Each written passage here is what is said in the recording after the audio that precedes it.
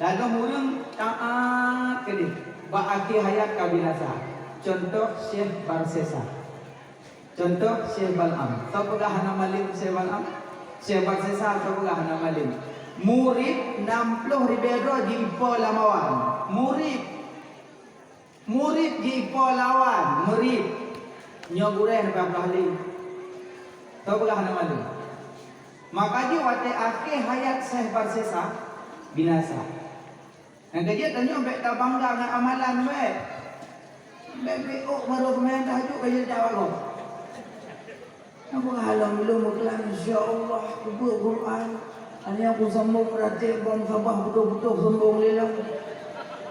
Ini yang aku semayang tahajud Quran tenun berkelan alhamdulillah insya-Allah. Ini yang aku sedekah halang kumala aku dah upeng marjuh kumala alhamdulillah insya-Allah. Habis cerita awak